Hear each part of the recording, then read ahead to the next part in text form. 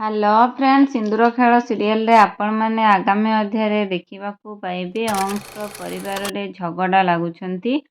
ଅଂଶ କହୁଛନ୍ତି ତାଙ୍କ ମାଆକୁ, ଯିଏ ଛୋଟବେଳୁ କିଛି ଶିଖିନାହିଁ ତାକୁ କ'ଣ ଆପଣ ଏବେ ଶିଖେଇବା ପାଇଁ ଚାହୁଁଛନ୍ତି କି? କର କହିଲେ ସେ ଏବେ କ'ଣ କରିବ? ତ ତା ମାଆ ମଧ୍ୟ ରାଗି ଯାଉଛି।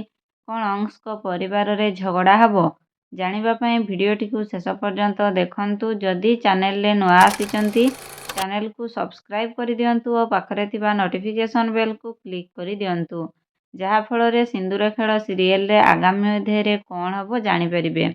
ତେବେ ଅଂଶର ପରିବାରରେ ସମସ୍ତେ ଏକାଠି ହୋଇଛନ୍ତି। ଅଂଶ, ମଲ୍ଲିକା ଓ ତାଙ୍କ ମା ତିନିଜଣ ସାରା ଏକତ୍ରିତ ହୋଇଛନ୍ତି।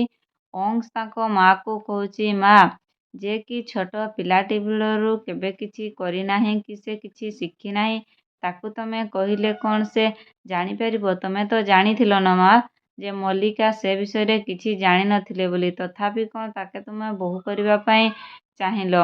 ତ ଏବେ କହିଲେ ମା କହୁଛନ୍ତି, ହଁ ମୁଁ ଜାଣିଥିଲି, ତଥାପି ମୁଁ ବୋହୂ କଲି। ଭାବିଲି ସେ ସୁଧୁରିଯିବ ଓ ସବୁ କାମକୁ ନିଜେ ସୁରୁଖୁରୁରେ କରିବ ବୋଲି ମୁଁ ଚାହୁଁଥିଲି। ସେତିକିବେଳେ ଅଂଶ ରାଗିଯାଇ କହୁଛନ୍ତି, ମା, ଇଏ ମଲ୍ଲିକା, ଆଦ୍ୟା ନୁହେଁ। ଆଦ୍ୟା ହୋଇଥିଲେ ସବୁ କାମ ସେ ନିଜେ ନିଜେ କରିଦେଇଥାନ୍ତା, କିନ୍ତୁ ଇଏ ହେଉଛି ମଲ୍ଲିକା। ତ ଏହା ଶୁଣି ସମସ୍ତେ ଆଶ୍ଚର୍ଯ୍ୟ ହେଇଯାଉଛନ୍ତି।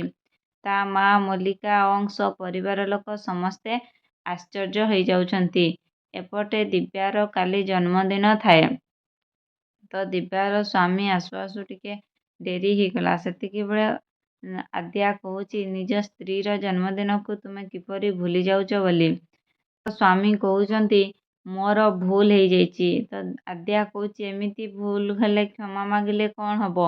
ପାଖକୁ ଯାଇ କ୍ଷମା ମାଗ ବୋଲି ଆଦ୍ୟା ଦିବ୍ୟାକୁ ଟିକେ ଠେଲି ଦେଉଛି ଓ ଦୁହେଁ ଏକାଠି ହେଇଯାଉଛନ୍ତି।